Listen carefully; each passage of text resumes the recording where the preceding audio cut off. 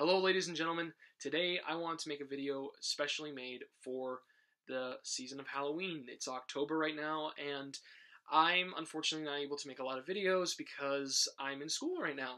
Yeah, I'm taking a musical theater program in McKinnon, so unfortunately it's a very busy schedule and we don't have a lot of time to do stuff like this on the side. We have do a lot of studying. So what I want to do for the month of October, if I can't make any more videos, is I wanted to show you guys a few movies that I absolutely love watching during Halloween, because it's my favorite time to watch movies. And you know what? Let's just get right into it. Okay, so I'm just going to bring out a few films to show you guys. First one that I always watch on Halloween, it's just the movie I go to right away. I want to always try to make time for it this month, is The Cabin in the Woods. This is the movie, one of the first few movies that I bought when, like Walmart or Best Buy, they bring out their horror collections, and you just see a certain movie and say, I wanted to buy that, and Cabin in the Woods was one of the first ones I ever did that with. I'm not a huge horror fan. I don't like obsess over each genre, like the torture, serial killer, the psychological horror genres. Like, I don't dive too much into each of them.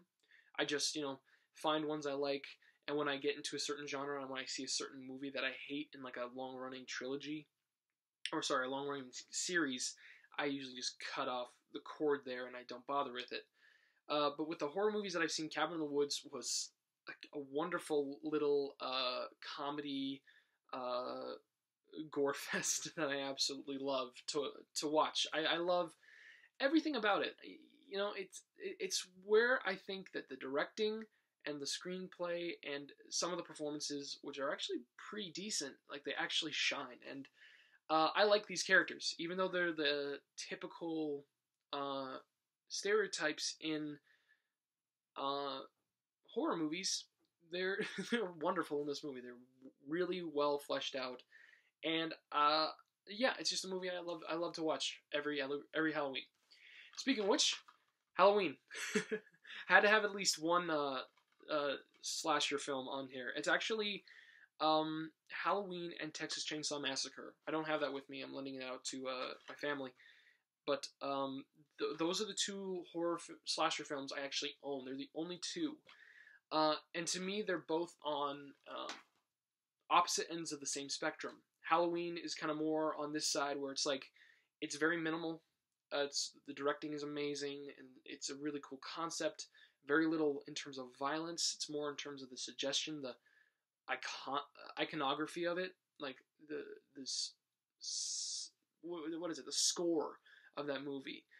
It's very impressive, especially for the low budget it has, and it's a movie that inspires me to make movies, even though I might not have a lot of money or a big budget. Texas Chainsaw is on the opposite side of that spectrum. It's, again, very low budget, but it's not as cinematic. It's more the intensity and the visceralness of the violence, the realism that film has in it, and the intense, grotesque nature of it. It's still terrifying to this day. When you first see Leatherface in this movie, that image haunts me. It's the reason that movie scares me still, and I put it in because it impresses me so much with the direction. And I think in terms of scares, it scares me more than Halloween. But Halloween is the movie, when I see it, I love taking in all of that. It's not as scary as I saw it recently. It's not as scary as I remember it, but it's still a very impressive film nonetheless. And I always try to make time for it when Halloween comes around. The next one is, I'm taking a little dip into the Universal Monsters films. Not the new Dark Universe they're coming out with, but their classics. Frankenstein, Wolfman, Dracula, The Mummy, Creature from the Black Lagoon, all of those old classic monsters. My personal favorite out of all of them is the Wolfman. It is, to me, one of the most impressive in filmmaking, and also just the way that it tells its story. It's I haven't seen Frankenstein in a long time. I'll have to see it again. But what the Wolfman does for me is it makes me appreciate the film not for the monster element, because the monster is barely in the film. It's a character study about good and evil, and about those two separate things, about a good man and an evil monster, and how he struggles with this, and I adore that story. And Lon Chaney Jr. is amazing in it. He gives such a hard performance. I always feel sympathy for him, and I feel sympathy for all the characters in this movie. It's a really simple film as well, but there's so much complexity with it, and it's just the scenes when he's walking through the forest, roaming through it. It's brilliant, and yeah, it's a sad monster movie. Unlike Dracula, where I could care less about some of the things that are going with other human characters, the Wolfman makes me care about everything that's going on throughout the entire film. Going back into the horror monster characters, this isn't really with the Universal monsters like as iconic, but I think it's just as important. Very quickly, this TCM Greatest Classics collection. This is my favorite collection out of all the TCM collections that I own, because every single one of these films is fascinating to watch. Freaks, wonderful movie. House of Wax is such a campy film. It's so great. But Vincent Price is wonderful in this movie. I filmed a review for a while back. I never uploaded it. But I will have to make another one sometime. The Haunting. This is a movie I think everyone should see. The original 1960s version. It is. It's got an amazing lead actress performance in it. It's got an amazing cast, and the cinematography in it alone is incredible. And Dr. Jekyll and Mr. Hyde. This was one of the first times I ever saw this story told. Spencer Tracy version. Really, really good. I don't know, it was one of the first times I actually loved watching a character-based horror movie. And this is actually my favorite monster story. Mostly because it's the idea of good and evil, but what if the good person was trying to become evil? Like, he wanted to solve this mystery. He wanted to solve if somebody could be good and evil. Like, it's been a while since I've seen it, and I don't remember all the details, but there's a scene in this movie when he is Hyde, and he, like, goes after this woman. Like, I think he has this woman captive, and the thing that's the worst thing about horror for me when I think about it is pondering what it actually means.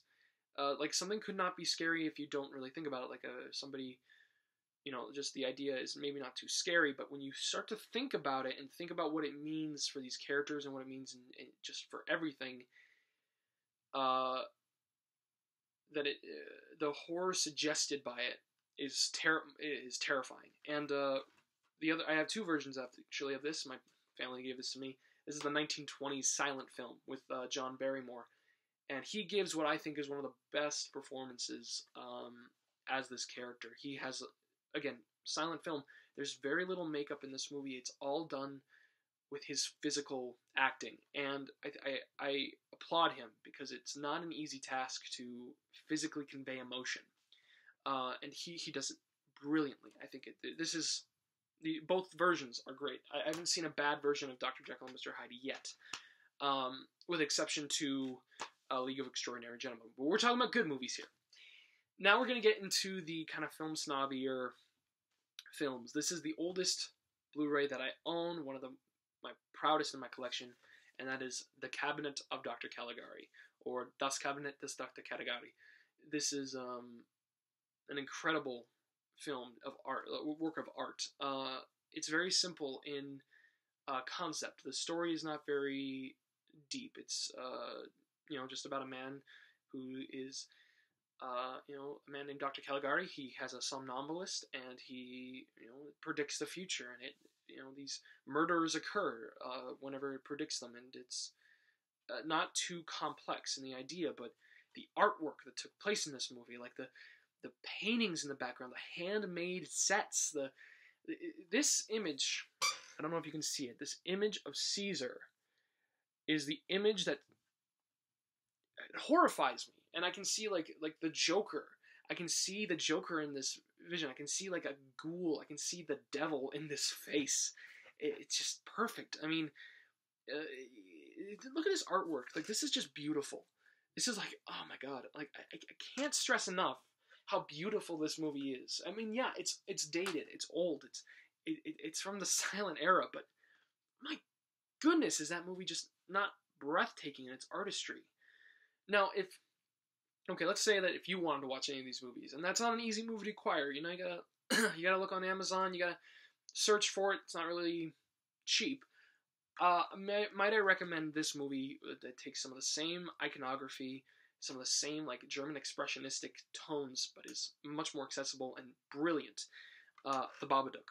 I've already made a video about this movie. Please check out that video. It was one I was very happy to make. It's very short.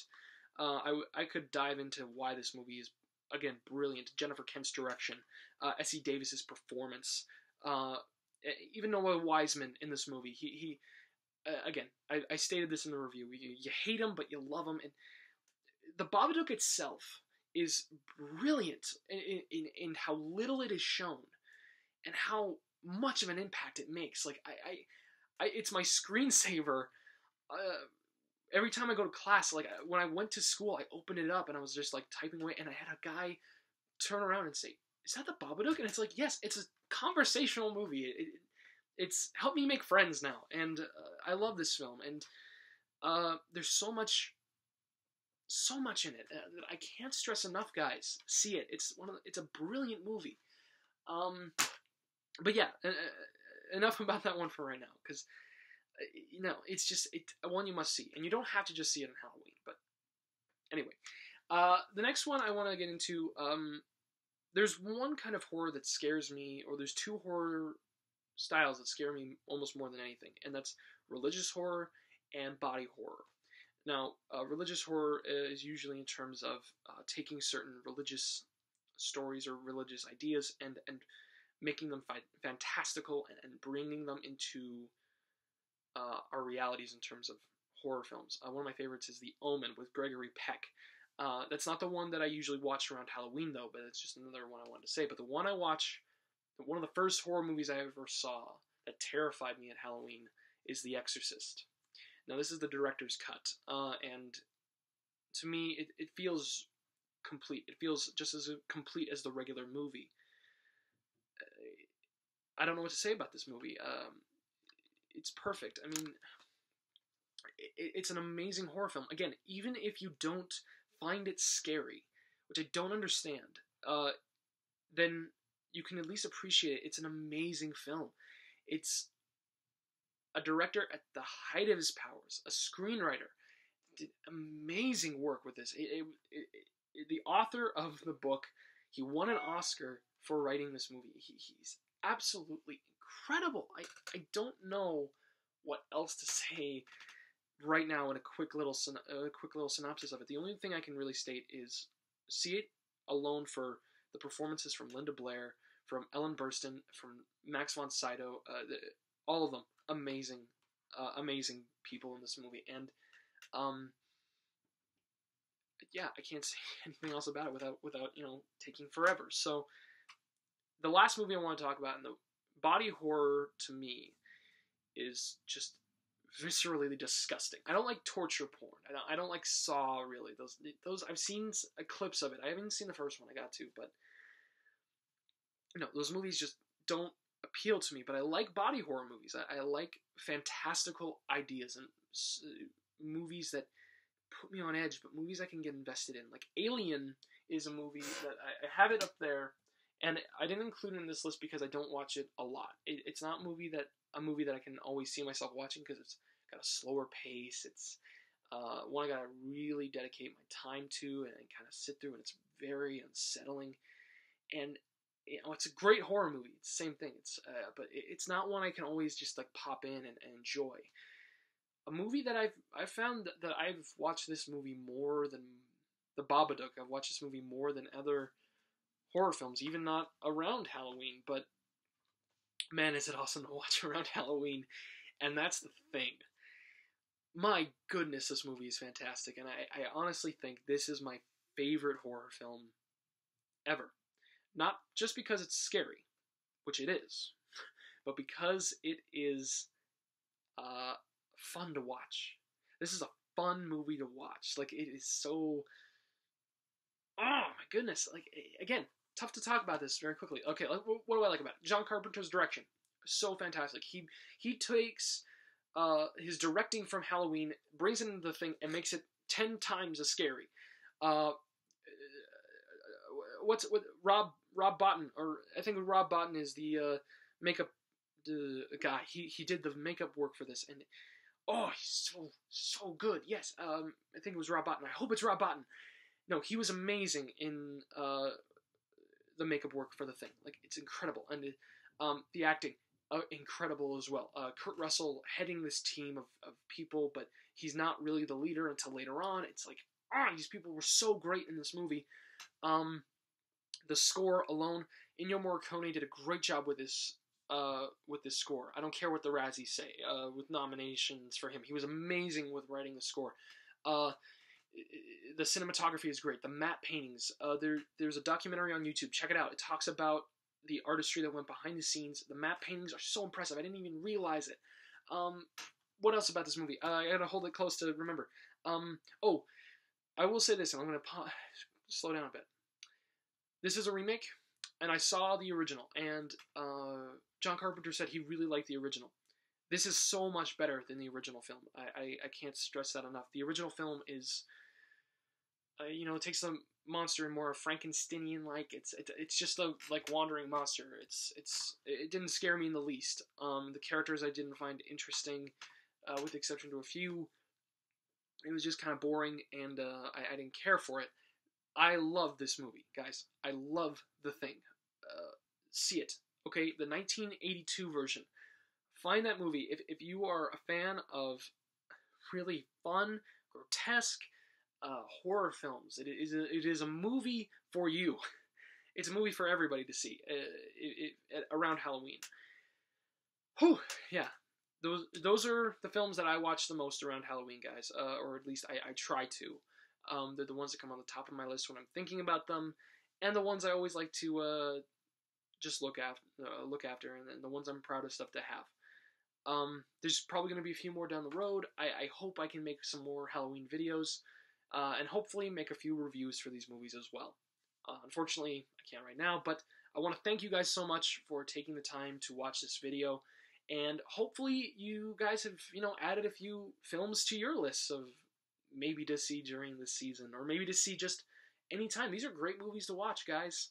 Check them out, and let me know, what do you like to watch around Halloween? What's your go-to horror film? What's your go-to movie around this season? Hey, if you like to watch The Notebook around Halloween, tell me about it, because I'd be curious to hear that. Thank you guys so much once again for watching this video, and as always, take care and have a happy Halloween.